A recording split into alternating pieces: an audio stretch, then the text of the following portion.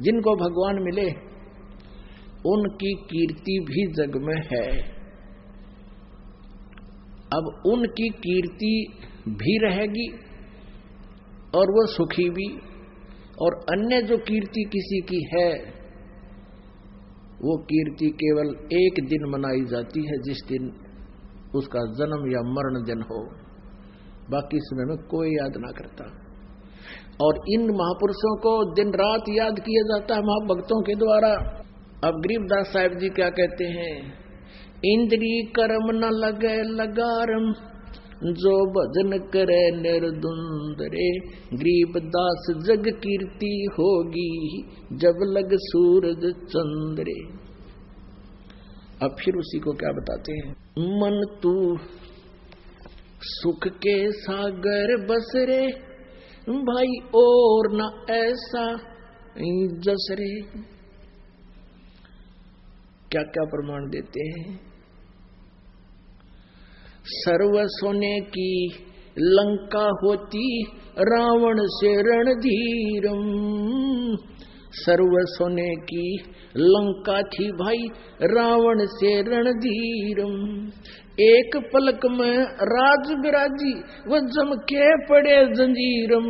मन तू सुख के सागर बस रे, भाई और न ऐसा यस रे। मन तू सुख के सागर बस रे, भाई और न ऐसा यस रे। उदय अस्त बीच चक्कर चले थे, ऐसी जन ठकुराई। उदय अस्त बीच चक्कर चले थे, ऐसी जन ठकुराई। चणुक ऋषि स्वर कल्प करी, तब खोज न पाया राई। मन तू सुख के सागर बस रे, भाई और न ऐसा जस रे। मन तू सुख के सागर बस रे, भाई और न ऐसा जस रे। दुर्योधन से राजा होते, संग इकोतर भाई। दुर्योधन से राजा होते, संग इकोतर भाई। 11 अक्षोणी संग चले थी, देही गीद ना खाई। मन तू सुख के सागर बस रे, भाई और न ऐसा जस रे। मन तू सुख के सागर बस रे, भाई और न ऐसा यस रे। 60,000 सगड़ के होते, कपिल मुनीश्वर खाए। 60,000 सगड़ के होते, कपिल मुनीश्वर खाए। एक सपुत्र उत्तान पात का, परमात्म पद पाए। मन तू सुख के सागर बस रे, भाई और न ऐसा यस रे। मन तू सुख के सागर बस रे, भाई और न ऐसा यस रे। राम नाम प्रहलाद पढ़े था, राम नाम प्रहलाद पढ़े थे, हिरण्यकशिपु ना भाई। राम नाम प्रहलाद पढ़े थे, हिरण्यकशिपु ना भाई। नरसिंह रूप धरे नारायण, खम्भ पाड़ के आए। मन तू सुख के सागर बस रे, भाई और न ऐसा यस रे।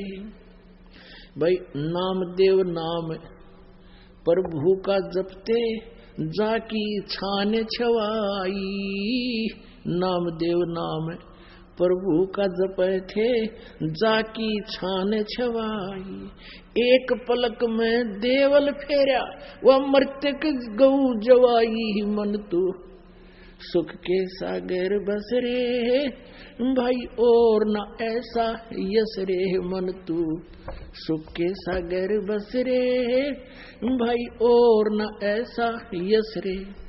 काशीपुरी कबीरा होते, ताही लखोरे भाई।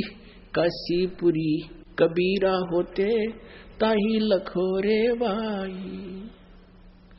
बन के सो बनजारा उतरे 9 लाख बालद आई मन तू सुख के सागर बसरे भाई और न ऐसा यसरे। कनक जनेऊ कंद दिखाया भक्ति करी रविदासा।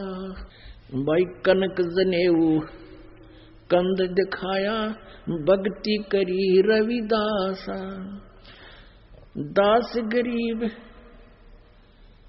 कौन गति पावे वो मगहर मुक्त विलासा मन तू सुख के सागर बसरे भाई और न ऐसा जसरे। अब यहाँ क्या बताया है पुण्यात्माओं, इस आत्मा के ऊपर काल के इन 3 गुणों का, रजगुण ब्रह्मा जी, सतगुण विष्णु जी, तमगुण शिव जी के अंदर से एक एक गुण की तरंगे निकल रही हैं ऑटोमेटिकली। जिस प्रकार मिर्च होती है, मिर्च, अब जैसे ब्रह्मा जी, विष्णु जी, शिव जी अपनी राजधानियों में रहते हैं, ये ऊपर अलग अलग इनके लोक हैं, ब्रह्मापुरी, विष्णुपुरी और शिवपुरी। शिवलोक, ब्रह्मालोक, विष्णु का लोक, ये वहां रहते हैं। और इनके शरीर से निकल रहा रेंज या तरंग, वो गुण इन 3 लोक के प्राणियों को प्रभावित कर रहा है, स्वर्गलोक में, पृथ्वीलोक पर और नीचे पाताल लोक पर। अब जैसे किसी रसोई के अंदर छोंक लगाया जाता है मिर्चों का, अब मूल वस्तु, सरगुण वस्तु तो रसोई में, उसकी जो निराकार प्रभाव है वो पहुंच गया दूसरे मकान के अन्य कक्षों में, वहां बैठे व्यक्तियों को भी छींकें आ रही हैं, उसका प्रभाव उनके ऊपर हो रहा है। अब छींक आवे, उनको रोकना जीव के वश का नहीं। अब वो छींकों का कारण कौन है? वो मिर्च है। उदाहरण समझकर आगे सुनिए तत्व ज्ञान को।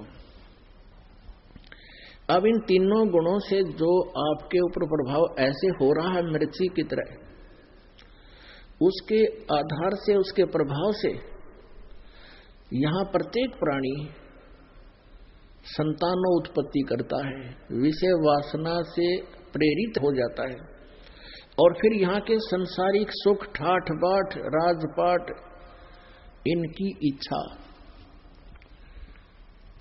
इस रजोगुण के इंजेक्शन के कारण ही ये चाहता है। फिर दूसरा इंजेक्शन सतोगुण का विष्णु जी से आपके लगा रहता है। मां के पेट में तो इनका प्रभाव होता नहीं, ये वरदान है प्रभु का। बाहर आते ही 3 गुण ऑटोमेटिकली 1 सेकंड के भी कुछ हिस्से में सब लग जाते हैं ऑटोमेटिकली। तो सतोगुण के प्रभाव से हम यहां मोह ममता अपने संतान में, संपत्ति में, मित्रों में, रिश्तेदारों में, भाई बहन में, माता पिता, पति पत्नी, पुत्र पुत्रियों में, ये ममता जो जकड़ी हुई है हमारी, ये हमारे बस का नहीं है। ये भगवान विष्णु जी से निकल रहे सतोगुण की तरंग का प्रभाव हमारे ऊपर है। और तीसरा जो तमोगुण का प्रभाव है, प्रत्येक प्राणी प्रेशर में रहता है, जरा सी बात हुई ना गुस्सा होगा और 20 गालियां सुना देगा। टेंशन, मानसिक शांति गई, अब अदर बोलेगा, बनवाना सामने वाला फिर दुश्मन बन जाएगा। अब परमेश्वर कबीर देव जी ने आकर के इसकी एंटीबायोटिक औषधि दी है हमारे को, अपनी अमृतवाणी। अब उसके अंदर ये क्या बताया है? सर्व सोने की लंका होती रावण से रणधीरम, एक पलक में राज विराजियो के पड़े जंजीरम मन तू सुख के सागर बसरे भाई और न ऐसा यसरे। ये एंटीबायोटिक दी परमात्मा ने हमारे को, ताकि ये नशा हल्का हो जाए, इनका प्रभाव खत्म हो, निष्क्रिय हो। क्या बताते हैं, आप तो क्या बना लोगे, कोठी बना लोगे, 2 मंजिल 3 मंजिल 4 मंजिल की बना लोगे, 1-2 और की तो व्यवस्था हो जाएगी, गणा सेठ होगा, तो कोई फैक्ट्री लगा लोगे और गणत गणा 1 अरब 2 अरब 10 अरब खरब 10 खरब मान ले इकट्ठी भी कर ली और सारे जीवन में डले डो गया माया। अब क्या बताते हैं, रावण ने तो अपने महल बना रखे थे सोने से, जैसे हम ईंटें बना रहे हैं गारा की, सोने की ईंटें बनाकर महल बना रखा था और सोने की गारा थी वो उसके सेट करने के लिए। और रावण की मंडियों में ऐसे हीरे और मोती बिका करते थे जैसे करनाल की मंडी में धान बिके। इतना सेठ था वो, इतना धनी था। और के ले गया बताओ, कहते हैं ओए होए, सर्व सोने की लंका थी और रति ने सोना मुख, और उस रावण की लंका में त्रिलोकी का दुख है। जब उसकी विरान माटी हुई, एक सत भक्ति ना करते पुण्यात्मा, देखो ये तत्व ज्ञान है, अपना बहुत गहराई से समझना होगा इसको। रावण भक्ति करता था लेकिन सत भक्ति नहीं थी उसके पास। रावण ने वो भक्ति की है आप तो 7 जन्म के लाख जन्म नहीं कर सकते। अब रावण को मिसगाइड करने का दोषी उसका गुरु है। उस नालायक ने बता दिया, उस कोरे कागज पे लिख दिया रावण की आत्मा पे कि ये जो तमोगुण भगवान शिव है, ये पूर्ण परमात्मा है, ये सर्व सुखदाई है, गणा दंड दे देगा। अब ये सारे ऋषि महर्षि संत जितने गुरु थे ये काल के दूत थे, इन्होंने मिसगाइड करना ही था। अब रावण ने उस गुरु जी की बात को सच्ची मान लिया कि वेदों में शंकर भगवान सुप्रीम पावर लिख रखा है, और कितना नहीं लिखा ऐसा, वो तो परमात्मा ही न्यारा है। तो उसने उस बात को रावण ने सच्ची मान करके और ऐसी साधना की, यहां से अपनी तलवार से शीश बैठ कर दिया काट के 10 भुजा, ये भुजा भी और शीश भी। अब फिर वो प्राप्त हो गया। 10 बार चढ़ा दिया उसने तो 10 बार वापस भी मिल गया। या तो टिट जैसा करेगा वैसा ही फल है। और फिर क्या बना, कहते हैं सर्व सोने की लंका थी और रति ने सोना मुख, और उस रावण की लंका में उस दिन त्रिलोकी का दुख है। ओए होए, सबसे महान दुख उसके घर पे। कहते हैं भक्ति बिना क्या होता है, ये भ्रम रहा संसार, रति कंचन पाया नहीं भाई रावण चलती बार। 1 ग्राम सोना नहीं ले जा सका वो, सोने के महल में सोने वाला। तो ये एंटीबायोटिक है भगवान ने आके बताई है, तुम्हारे ये रजोगुण और ये सतोगुण और तमोगुण के ये सब प्रभाव आपसे धीरे धीरे बहुत ही जो है हल्के हो जाएंगे, बहुत कम प्रेशर आपके ऊपर रह जाएगा इस ज्ञान से। फिर रही बात संतान की, कि मोह ममता जो संतान में हम बनाए हुए हैं, क्या बताते हैं परमात्मा कहते हैं, क्या मांगू कुछ थिर न रहाई, देखत नैन चला जग जाई, 1 लख पूत 1.25 लाख नाती, उस रावण के अध दीवान बाती। आप क्या डिमांड करते हो यहां आकर के? निसंतान केवल संतान ही मांगता है, और निर्धन केवल धन ही की इच्छा लेकर आता है। कोई अस्वस्थ है वह स्वास्थ्य ही की डिमांड करता है। परमात्मा परमेश्वर आप जी को यहां आने के बाद फिर एक ज्ञान भी दिलाते हैं, जिससे आपकी 80% इच्छाओं का नाश हो जाता है। रह जाएंगी 20% जो आवश्यक होंगी परमात्मा अवश्य पूरी करेगा। वो 20% आपके लिए 100% होंगी,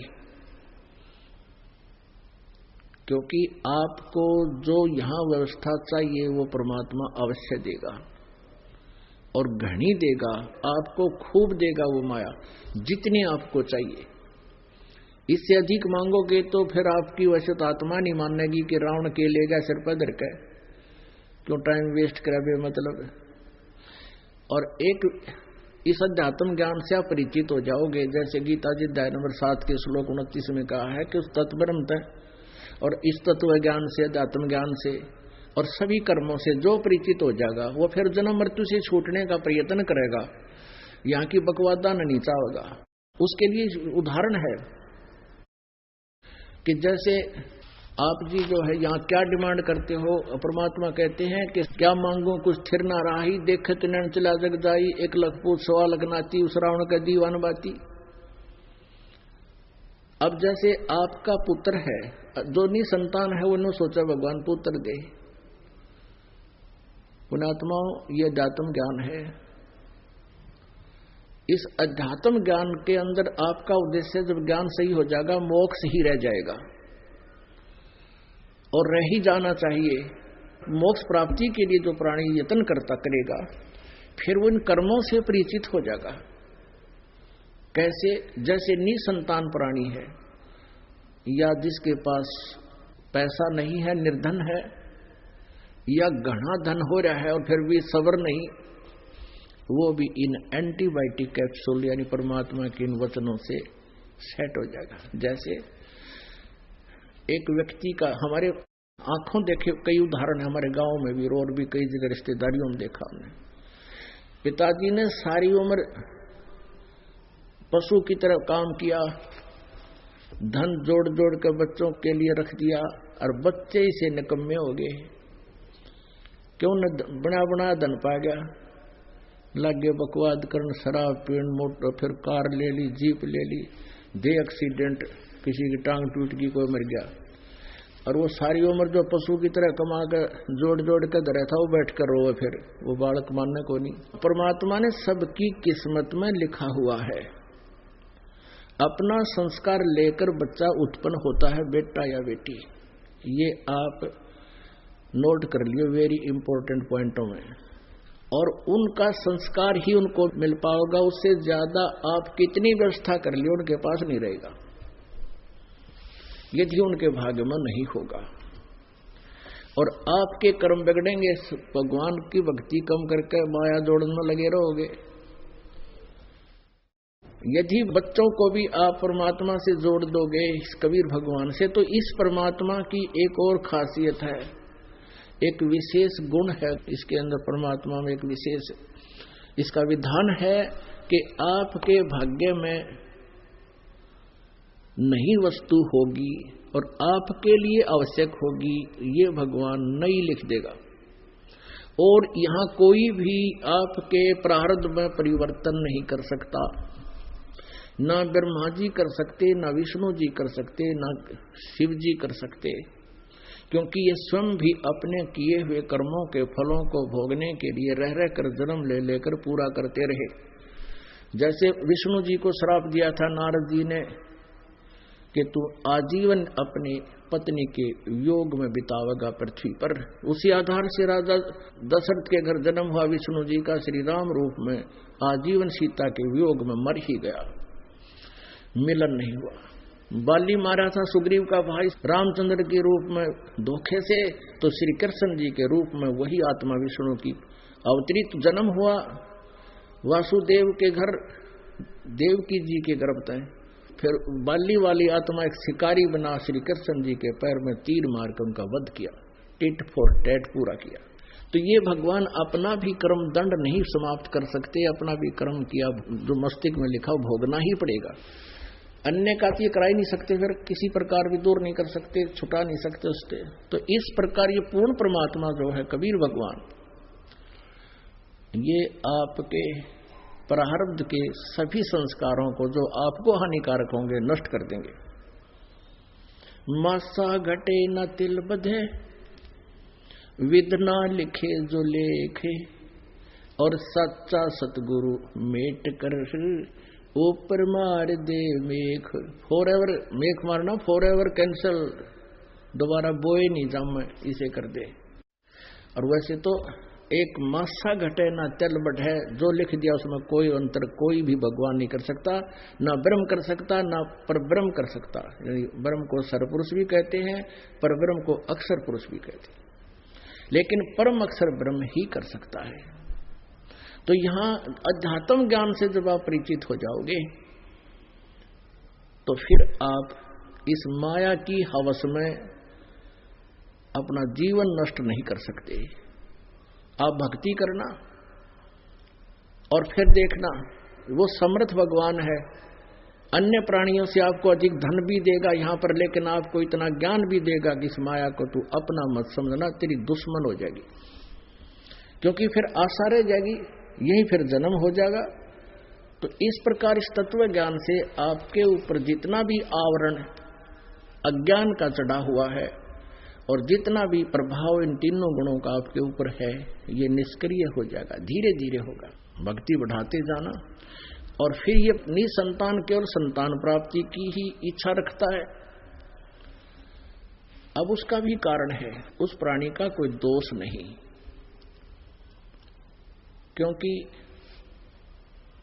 हमारा समाज इस काल की प्रेरणा से इतना प्रेरित है कि जिस भी किसी बहन भाई को संतान प्राप्त नहीं हुई, उसने जीर्ण नहीं दे, उसका जीना हराम कर देते हैं।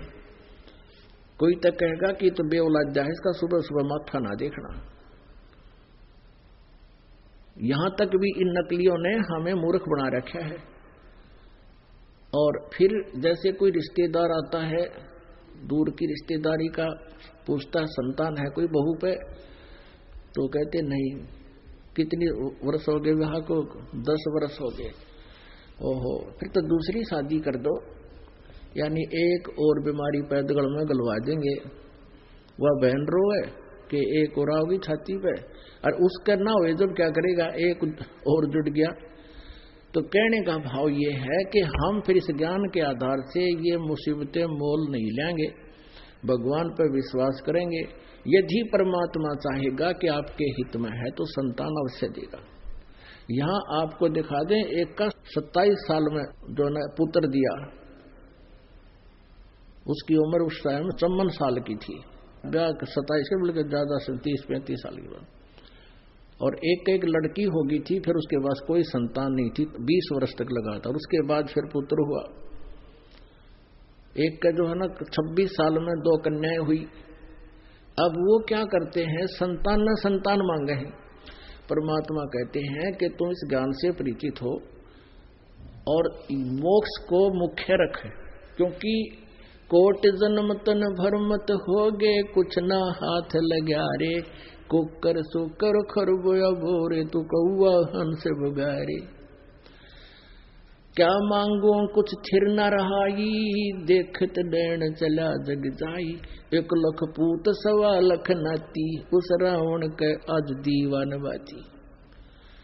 एक पुत्र मांग लेगा भगवान ते, और वह इच्छा पूरी ना हुई तो भगवान छोड़ के फिर कहां जाएगा, फिर धक्के खाएगा वहीं पर। परमात्मा क्यों नहीं आपको संतान देंगे, वो तो इतनी दे देंगे, हाथ जुड़वा देंगे, आपकी हाथ जुड़वा दें, अख बंद करो भगवान, यहां ऐसे भी प्राणी आपको दिखा देंगे। लेकिन आप उद्देश्य क्या लेकर आए हो, उस उद्देश्य को थोड़ा सा चेंज करना पड़ेगा, और वो इस ज्ञान से होगा। तो क्या बताते हैं, आप एक पुत्र मांग भी लोगे, भगवान दे भी देगा, तो केकला टूट गया। आप कभी अपने दादा को याद करते हो? परदादा कदे याद आवा आपके? सपने में भी ना आता। तो कहने का भाव यह है कि यहाँ की व्यवस्था से परिचित हो, भगवान जो दे वो ठीक है, फिर भी परमात्मा आपको अवश्य देगा जो आवश्यक वस्तु होगी। रावण के 1 लाख पुत्र थे, और 1 लाख के 1 लाख उस युद्ध में मारे गए। उसके कोई दीपक जलाने वाला शेष नहीं रहा, कोई दीपक जगानिया नहीं मिला, उसने सर्वनाश को प्राप्त हुआ। और यदि आप जी का एक पुत्र भी हो गया तो उससे क्या लाभ होगा? अच्छी बात है, भगवान चाहेगा तो अवश्य देगा आपको, ये सत्कर मानना। लेकिन ये अध्यात्म ज्ञान है पुण्यात्माओं, ये आध्यात्मिक मार्ग है, इसमें समझना पड़ेगा। जगत का और भगत का कहते आए हैं कि आपस में विरोध ही रहा है। कारण क्या है? क्योंकि संत यानी भगत के विचार आध्यात्मिक होते हैं और जगत में रहने वाले व्यक्ति के विचार संसारिक होते हैं। संसारिक व्यक्ति तो सन्नी संतान को बुरा मानते हैं और संत निसंतान को बहुत अच्छी आत्मा मानते हैं कि वो बहुत ही नेक आत्मा है। क्योंकि हमने मोक्ष प्राप्ति करवानी है और यहाँ पर हम एक दूसरे के साथ संस्कारों से जुड़े हुए हैं। कोई पुत्र बना है तो पिछले संस्कार से आपको बताया कि एक तो ऐसा बेटा होता है, पिता तो शराब पीता है, हुक्का पीता है और बेटा कमा के उसकी पूर्ति करता है और ना उसको शराब के पैसे मिले 36 गाल सुनाता है, गाली देता है बेटे को और बेटा फिर उसको पिता को दे रहा है। तो वो पुत्र जब कभी पिता था उस पिता का, कभी वो पुत्र उस पिता का पिता था, तब उसने ऐसा ही उसके साथ किया था। अब वो अपना बदला ले रहा है। एक ऐसा बाप है सारी उम्र कुमा कुमा के रख देता है और बेटा शराब पीता है, काम नहीं करता है, उसके सारे धन का नाश करता है और पिताजी बैठकर रो रहा है एकांत में। उसके कमाए हुए धन को व्यर्थ वो उड़ा रहा है, तो वो पिछले जन्म में बाप था या किसी और संस्कारवश उसने भी उसके ऐसे ही पैसे बर्बाद किए होंगे। तो यहां परमेश्वर के तत्व ज्ञान में कहा है कि एक लेवा एक देवा दूतम और कोई किसी का यहाँ पिता नहीं पुतम। ये तो ऋण संबंध जुड़ा एक ठाठा, अंत में सब 12 बाटा। अब ये नहीं कहा परमात्मा ने कि तुम पिता पुत्र के नाते को भूल जाओ, नहीं, ये भी ये भक्ति मार्ग के विरुद्ध होगा। क्योंकि हमें जो भी रोल मिला है, हम उस रोल को ठीक नहीं करेंगे तो हम कुपात्र हैं।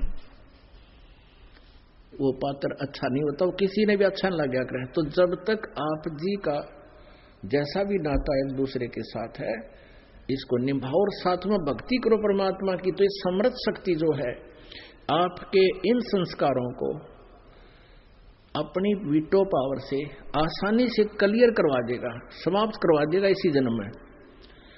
आगे आपका एक दूसरे के प्रति कोई संस्कार शेष नहीं रहेगा, फिर आप आगे कहीं जन्मोगे नहीं। उद्देश्य यही होना चाहिए। और जिसके संतान है ही नहीं, वो तो स्टेज पे पहले आ लिया मोक्षाड़ी पे, और अब उसको चाहिए सत भक्ति करनी, समाज की नहीं सुने। तो पुण्यात्माओं, ये आध्यात्मिक मार्ग है। अभी जो प्रथम बार आए हैं उनको तो ये बात समझवाओ नहीं, क्योंकि वो तो पहली क्लास के बच्चे हैं।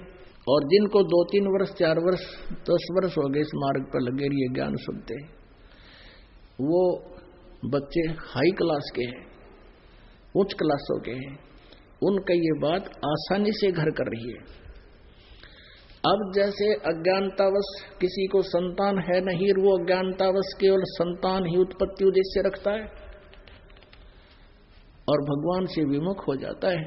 कोई उसको बहका देता, वहां एक मंदिर में माथा टेक दे, संतान हो जाती है, वहां डंडी का धागा बांध जाओ, संतान हो जाती, फिर धक्के खान फिर लग जाएगा और यहां से दूर हो जाएगा, उसकी के दुर्गति होगी। फिर अब क्या होता है कि फिर वो एक किसी या तो अपने घर में किसी चाचे भाई का भतीजा लेगा गोद, और या फिर कोई अन्य रिश्तेदारी में कोई गोद लेगा। और ये आपको इतना अनुभव नहीं, हमें अनुभव है, या जो बुजुर्ग हो लिया हमारी उम्र के उन्हें भी अनुभव है। अंत समय में क्या होता है कि उस पुत्र जो गोद लिया उसका ब्याह होगा, उसकी पत्नी आवेगी, और फिर खटपट तो यहाँ की पहला काम है इस काल का, तो सबके साथ खटपट तो करवावे ताकि इनको शांति बनी रहे। तो फिर वह बूढ़ा बुढ़िया हो जाएंगे, वो निसंतान, और वो दत्त पुत्र उनके पास होगा, और वो एकांत में बैठ के सोचा करें कि हमारा अपना बेटा होता तो आज न्यो ना बोलता ये। तो उनकी बुद्धि पर पत्थर गिर जाते हैं। उनको चाहिए कि उन मिलने जाकर जिनके पुत्र हैं वो किसी टाट काट रहे बुढ़िया की किस तरह बात करते हैं बिना ज्ञान के। और जब ये ज्ञान हो जाएगा, भगवान से डर हो जाएगा, फिर आप अपने बुजुर्ग तो छोड़ दूसरे की भी सेवा करोगे, उनसे भी विनम्र भाव से बोलोगे, उनकी आत्मा को आप दुखा नहीं सकते। और यदि आप किसी वचन से, कर्म से किसी की आत्मा को दुखाते हो तो आप भक्ति नष्ट कर लेते हो। अब फिर क्या होगा, जैसे आदमी तो जैसे तैसे जीवन व्यतीत कर लेता है, लेकिन बहन जो होती है माई, उसको एक विशेष बात खटकती रहती है कि तू बांझ होगी, तेरे को बांझ की पदवी मिल गई। और अंत में वो इसी दुख में मर जाती है कि मेरा संतान होती तो मुझे ये कलंक नहीं लगता। जो परमेश्वर से दूर हो जाते हैं, दूर हैं, नहीं इस ज्ञान से परिचित हैं, भक्ति नहीं करते, उनकी ये दशा होगी। फिर युग काल क्या करेगा उसके साथ, जीवन मनुष्य का नष्ट करवा के अगले जन्म में कुतिया का जन्म देगा उस बहन को, उसको आत्मा को। और फिर नु कहेगा ले काट ले कसर सारी जामन की, 8-8 कट्ठे जाम पैदा कर ले। फिर सुअरी बनाएगा अगले जन्म में, नेक्स्ट जीवन में। अब 12-12 कट्ठे पैदा कर। अब यहां हम मनुष्य जीवन में जो संतान है उसमें इतनी ममता सतोगुण के प्रभाव से, और पशु योनि में भी वही ममता, वही लगाव एक जैसा। तो पुण्यात्माओं, ये तत्व ज्ञान रूपी रोशनी के अंदर आप फिर इस कीचड़ में बड़ों को नहीं, इसमें प्रवेश नहीं कर सकते। परमात्मा आपको मोक्ष उद्देश्य से यहां बुलाते हैं। जो अन्य आपके कष्ट हैं वो सब नष्ट हो जाएंगे। आपका दारिद्र्य टोटा भी नहीं रहेगा, आपका शारीरिक कष्ट भी नहीं रहेगा। और आपको यदि मालिक चाहेंगे कि कोई संतान ऐसी देना चाहेंगे कि उसको हानि ना करेगी, तो अवश्य वो संतान भी देंगे। और जिनका मोक्ष कराना है, जिनकी ये बात समझ में आ जाएगी, उनको फिर संतान की आवश्यकता स्वयं भी नहीं रहेगी। और फिर भी अगर चाहेंगे तो परमात्मा अवश्य सब कुछ कर सकते हैं। यहाँ बहुत प्रमाण है ऐसे। क्योंकि जब तक आदमी पहली बार आता उसको ज्ञान नहीं होता, कितना कह ले, कितना सुना ले। धीरे धीरे भक्ति बढ़ेगी, भक्ति से अंदर का मैल साफ होता है, अंदर की जो आत्मा पर रंग चढ़ गया इस काल का वो खत्म होता है। फिर ये एकदम जच जाती है ये बातें, और परमात्मा सब कुछ आपको देगा जो आवश्यक और भक्ति बाधक ना हो। अब क्या बताते हैं, क्या मांगो कुछ थिर न रहाई, देखत नैन चला जग जाई। 1 लख पूत 1.25 लख नाती, उस रावण के दीवान बाती। आवत संग ना कोई जात संगाती, क्या भया दर बंदे हाथी। कह कबीर अंत की बारी, जैसे हाथ झाड़ कर चला जुआरी। आज राजा बन गया। राजा लोग क्या करते थे, अपने किले के बाहर हाथियों को बांधते थे। किसी के बाहर 20 हाथी बंध रहे हैं, किसी के दूसरे के 100 हाथी बंध रहे हैं। तो बाहर बंधे हुए हाथियों के खर्चे को, और एक हाथी का कितना खर्चा हो, 1 मण 1 बखाओ, और वो तो उसका कलेवा होता है, ग्रास, ये एक बार की टेम्परेरी भूख मिटे। तो उसको बेमतलब खर्चे को दिखाना, लोग दिखावा करते थे। राजा बार हाथी बांध करके उसकी इतनी क्षमता है, इतनी समर्थता है। तो परमात्मा कहते हैं, आवत संग ना कोई जात संगाती, ना तो तेरे साथ कोई जन्म लेकर आया था, और ना मरेगा जब कोई साथ जाएगा। ना कोई बेटा साथ जाएगा, ना बेटी जाएगी, ना पति, ना पत्नी। तो परमात्मा कहते हैं जब तू इस संसार को छोड़कर जाएगा, आज तो हम सभी अपने परिवार में कति मस्त हैं, और जब ये पता लग जाए कि इसको ये बीमारी बन गई, ऐसा रोग हो गया, फिर देखो उसकी स्थिति क्या होगा उसके साथ। तो परमात्मा कहते हैं हिड़की दे दे रोएगी सुरता जब तू चल लेगी अकेली। जिस परिवार के लिए तने सारा जीवन, जिस संपत्ति संतान के लिए सारा जीवन नष्ट कर दिया, अपना मान कर सोच लिया मैं अड़े रहूंगा, यही रहूंगा, कहते हैं हिड़की दे दे के टक्कर मार मार कर रोएगी जब तू चल लेगी अकेली। आत्मा को निकाल लेते यम के दूत, शरीर से बाहर काट कर छोड़ देते, पटक देते, फिर ये बाहर घूमता है, क्योंकि वो सूक्ष्म शरीर है, वो चरम दृष्टि से विजिबल नहीं होता। अब वो देखता है इधर उधर, वही खड़ा कर देते हैं, और वो सबके पास कहता मैं, मेरे से बात कर, मैं ये रहा, क्यों रो रहे हो, मैं ये रहा। उनको सुनता नहीं, वो बोल रहा है। फिर यम के दूत कहते आ जाए हमारे साथ आ जाए।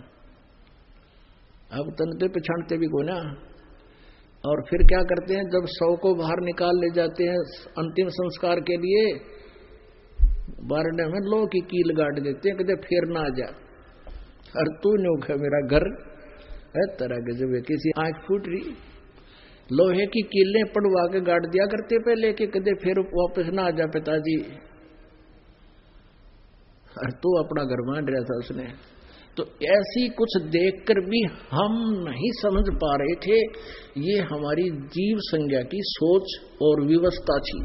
अब ये ज्ञान भगवान ने दिया, आप जब नाम से जुड़ जाओगे आपको शक्ति भगवान देगा, इस सभी समाज और संघर्ष, इन अज्ञानता और इन समस्याओं से संघर्ष करने की भगवान शक्ति देगा।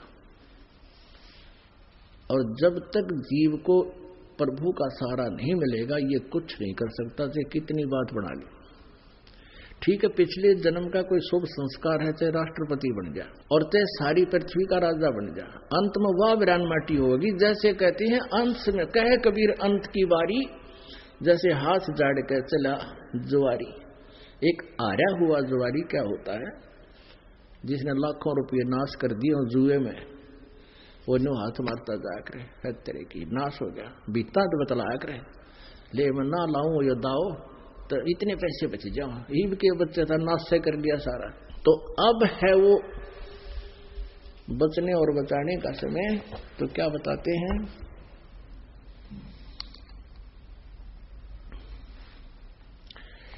सर्व सोने की लंका होती रावण से रणधीरम, एक पलक में राज विराजीव जम के पड़े जंजीरम। फिर क्या बताते हैं, उदय अस्त बीज चक्कर चले थे ऐसी जन ठकुराई, चुन करी ईश्वर कल्प करी तब खोज न पाया राई। एक मानधाता चक्रवर्ती राजा था, पूरी पृथ्वी के शासक को चक्रवर्ती राजा बोलते हैं। और उसके मन में क्या आया कि मैं अपने अंतर्गत मेरे अधीन जितने भी नरेश राजाएं हैं, नवाब हैं, उनको ललकार दिया उसने कि जिसको भी पृथ्वी पर मेरी प्राधीनता स्वीकार ना हो, मैं एक घोड़ा भेज रहा हूं, उस घोड़े को पकड़ लेना, बांध लेना और युद्ध के लिए तैयार हो जाना। जो इस घोड़े को बांधे और ये समझूंगा कि वो प्राचीन नहीं रहना चाहता, तो ऐसा ही किया गया। पूरी पृथ्वी पर घोड़ा घुमा लाए उसके सैनिक, किसी भी राजा ने उसको नहीं पकड़ा। अर्थात राजा मानधाता चक्रवर्ती राजा से युद्ध करने की किसी की हिम्मत नहीं बनी। एक चुनक नाम के ऋषि थे। अपने आत्मा, ये आध्यात्मिक ज्ञान है, इसमें बहुत प्रकार के उदाहरण देने पड़ेंगे आपको। जैसे आपको कहा कि रावण भक्ति भी करता था, लेकिन उस भक्ति से नाश कर लिया, उस भक्ति से विनाश कर लिया अपना वीर परिवार का भी। ऐसे ये चुणक ऋषि भी भक्ति करता था। जैसे गीता जी अध्याय नंबर 7 के श्लोक नंबर 12 से लेकर 15 में इन 4 श्लोकों में कहा कि तीनों गुणों रजगुण ब्रह्मा, सतगुण विष्णु, तमगुण शिव जी की जो भक्ति करते हैं, जिनकी बुद्धि इस त्रिगुणमयी माया तक सीमित है, इससे आगे किसी को नहीं मानते, वो राक्षस स्वभाव को धारण किए हुए मनुष्यों में नीच दूषित कर्म करने वाले मूर्ख मेरी भक्ति नहीं करते। इन तीनों गुणों से ऊपर मेरी भक्ति नहीं करते। गीता ज्ञानदाता ये ब्रह्म कहता है। फिर ये कहता है 16 और 17 18 श्लोक में गीता ज्ञानदाता कहता है कि 4 प्रकार के हैं जो मेरी ब्रह्म साधना करते हैं, अर्थार्थी, आर्थ, जिज्ञासु और ज्ञानी। आर्थ, अर्थार्थी और जिज्ञासु ये रिजेक्ट कर दिए गीता ज्ञानदाता ने कि ये अच्छे भक्त नहीं है, लेकिन ज्ञानी समर्पित होते हैं मेरे पर। ज्ञानी वो होता है जिसको पता लग गया कि मनुष्य जीवन केवल परमात्मा पाने के लिए, उनको ये भी पता लग गया कि केवल एक भगवान की भक्ति से मोक्ष होगा, अन्य देवताओं की साधना से कोई लाभ नहीं, उनको ज्ञानी कहते हैं। 7वें अध्याय के 18वें श्लोक में गीता ज्ञानदाता कहता है ये ज्ञानी आत्मा है तो अच्छी, उद्धार है, समर्पित है, ये मुझे अच्छी लगती है क्योंकि ये अन्य देवताओं की पूजा छोड़कर ब्रह्म साधना पर लगी है। लेकिन ये तत्वदर्शी संत न मिलने के कारण ये ज्ञानी आत्मा, उद्धार आत्मा भी मेरे वाली अनुत्तम साधना में ही आश्रित रहे, मेरी घटिया साधना में, ब्रह्म साधना में आश्रित रहे। क्योंकि जब तक जन्म और मृत्यु है, शांति नहीं हो सकती, मोक्ष नहीं हो सकता, सुख नहीं हो सकता। तो गीता ज्ञानदाता 4थे अध्याय के 5वें श्लोक में, 9वें श्लोक में, 2रे अध्याय के 12वें श्लोक में, 10वें अध्याय के 2रे श्लोक में कहता अर्जुन तेरे और मेरे बहुत जन्म हो चुके हैं, तो नहीं जानता, मैं जानता हूं। जब तक जन्म और मृत्यु है तो सुख नाम की चीज नहीं। परम शांति के लिए 18वें अध्याय के 62वें श्लोक में कहा कि तू सर्वभाव से उस परमेश्वर की शरण में जा जो गीता ज्ञानदाता से अन्य है, उसकी कृपा से ही तू सनातन परम धाम को, शाश्वत स्थान को, यानी सचखंड को, सत्यलोक को, अविनाशी स्थान को प्राप्त होगा। गीता जी अध्याय नंबर 15 के श्लोक 1 से 4 में स्पष्ट कर दिया है, तत्वदर्शी संत की पहचान बताई है, और उसके पश्चात परमेश्वर के उस परम पद की खोज करनी चाहिए जहां जाने के बाद फिर लौटकर संसार में प्राणी कभी नहीं आते।